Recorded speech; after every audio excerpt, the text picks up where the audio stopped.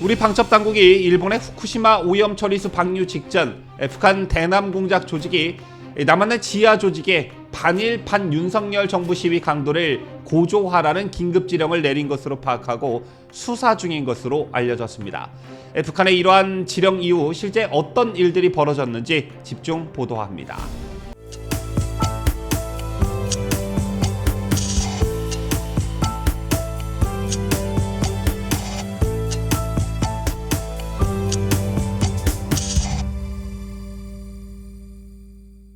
시청자 여러분 안녕하십니까? 뉴스데일리 베스트 민앵커입니다.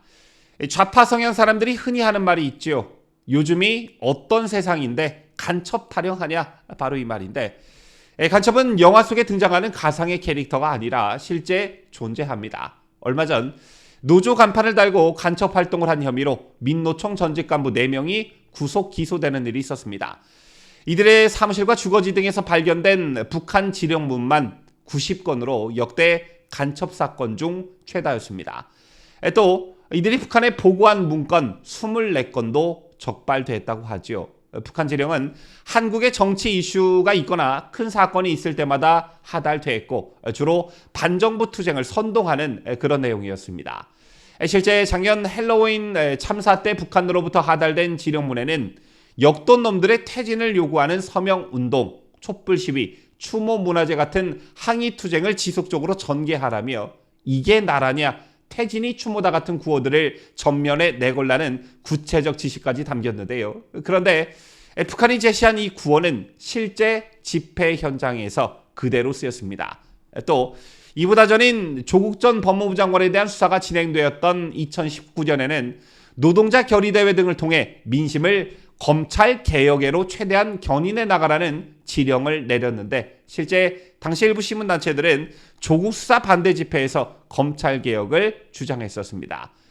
결론적으로 북한에서 무언가 지령을 내리면 남한에서 이게 실제로 실현된다는 얘기가 되는 것이고 북한의 지령을 하달받아 전파하고 행동에 옮기는 간첩들이 실제 존재한다는 얘기입니다. 이런 가운데 우리 방첩 당국이 일본의 후쿠시마 오염 처리수 방류 직전 북한 대남 공작 조직이 남한 내 지하 조직에 반일판 윤석열 정부 시위 강도를 고조하라는 긴급 지령을 내린 것으로 파악하고 현재 수사 중인 것으로 알려졌습니다. 그런데 이번 수사 대상이 된 단체는 기존의 국가보안법 위반 혐의로 수사를 받고 있는 민노총이나 창원간첩단, 자주통일 민중전의 등이 아닌 새로운 단체로 알려졌는데요. 파도 끝이 없다는 말이 이럴 때 쓰는 말이 아닌가 싶습니다. 그렇다면 북한은 어떤 행동 강령을 지령을 통해 하달했을까요? 북한은 지령문을 통해 일본의 오염수 방류를 반정부 투쟁 소재로 삼을 것을 주문했습니다.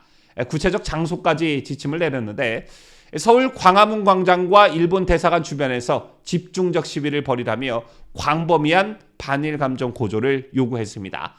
북한은 지령문에서 윤석열 정부를 굴종 외교에 찌든 역적 패당, 친미 친일 적폐 세력으로 규정하고 일본 오염수 방류 반대 투쟁을 적극적으로 벌이면서 이들을 단죄하는 집단 행동에 나서야 한다고 촉구했습니다.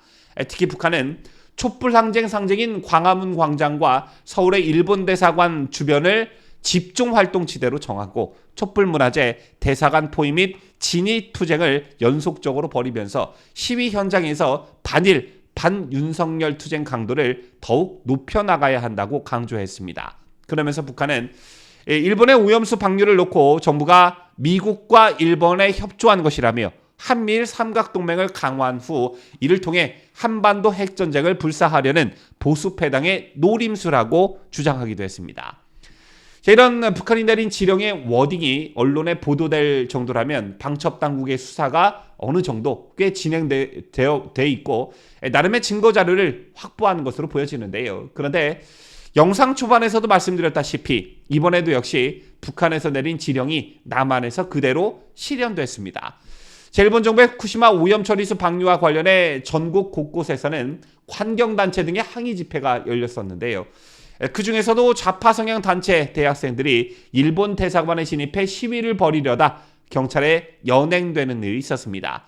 현장에서 경찰에 의해 16명이 연행됐는데요. 이들은 대학생 진보연합, 이를 줄여 대진연 소속으로 알려져 있습니다. 아시다시피 대진연은 그동안 사회적 물의를 자주 일으키곤 했는데 2019년에 주한 미국 대사 관저를 기습 침입해 문제를 일으키기도 했었지요. 어쨌든 방첩당국이 현재 수사 중인 북한의 지령과 이들 대진연과의 연관성은 아직 밝혀지지 않았으나 결과적으로 북한의 지령대로 행동한 꼴이 되어버렸습니다. 그렇다면 우리 자유대한민국에 북한의 눈과 귀 노릇을 하는 간첩 세력이 분명 존재한다는 것이죠. 사실 보통의 일반 국민들이 관심을 가지지 않아서 그렇지 우리 사회 곳곳에서 암약하고 있는 북한의 지령을 하달받는 간첩 문제는 이미 심각한 수준입니다. 북한 간접단이 민노총과 진보당 등뿐만 아니라 전교조까지 포섭한 정황이 포착돼 방첩당국이 수사에 나서는 일도 최근 발생했었죠. 중학교 교사 출신인 B 씨는 2020년 4월 태양절 110주년을 맞이하여라는 제목으로 김일성을 찬양하고 작년 2월엔 김정일 탄생 80도를 축하한 혐의를 받고 있는데요. 또 자통 핵심 조직원 김모 씨에게 정교조 강원지부 활동과 포섭 대상 신원, 북한 사상 합숙 내용 등도 보고했다고 합니다. 아이들을 가르치는 정교조 교사까지 북한 지령을 받고 이적 행위를 벌인 것으로 그야말로 큰 충격이 아닐 수가 없었는데요. 그런데 더 큰 문제는 정교조 일부 교사들이 북한 체제를 찬양하고 반정부 활동을 벌이다 적발된 경우가 이번이 처음이 아니라는 점입니다. 2020년에는 정교조 교사 4명이 김정일의 투쟁 신념을 교실 급훈으로 내걸고 북한 사상에 동조하는 강의를 진행한 혐의로 징역형이 확정되는 일이 있었고요. 2019년엔 서울의 한 고등학교에서 학생들을 상대로 반일구호 등 편향된 이념과 사상을 강요하다가 무리를 빚었고 작년에는 통합진보당 출신 인사가 이끄는 촛불 중고생 시민연대의 윤석열 정권 퇴진 집회에 학생들 참여를 종용하다가 빈축을 사기도 했습니다. 자, 그럼에도 정교조는 반성은커녕 국가보안법 폐지만 외치고 있으니 이걸 고운 시선으로 보는 국민들이 어디 있겠습니까? 자, 최근 여당 연찬회에 참석한 윤석열 대통령의 축사를 두고 이런저런 말들이 많이 나오고 있습니다. 이날 윤 대통령은 국가의 정치적 지향점으로 제일 중요한 것은 이념이라고 말했는데 여기서 말하는 이념이라는 게 무엇인지는 지난 8.15 경축사에서 언급한 바 있죠. 공산 전체주의를 맹종하며 조작선동으로 여론을 왜곡하고 사회를 교란하는 반국가 세력들이 여전히 준동하고 있다는 윤 대통령의 말에서 대통령께서 생각하는 이념이라는 게 뭔지 쉽게 짐작할 수가 있습니다. 이런 발언이 나오자 경향신문, 한겨레, 좌파 언론 그리고 민주당에서는 반공시대로의 회귀, 철진한 이념으로 나라를 동강내는 반쪽짜리 대통령 이런 사설들을 쏟아내면서 비판하고 있던데요. 하지만 대통령의 생각이 맞았다는 게 점차 증명이 되고 있지요. 우리 사회 곳곳에 암약하고 있는 수많은 간첩 세력들이 있다는 것을 실제 확인하고도 철진한 이념이라던가 반공시대로 회귀라던가 저런 말을 한다는 것 자체가 그들도 간첩 기제를 가지고 있다는 것을 스스로 증명하는 것 아니겠습니까? 지금까지 저는 자유대한민국을 수호하는 뉴스데일리 베스트 민앵커였습니다.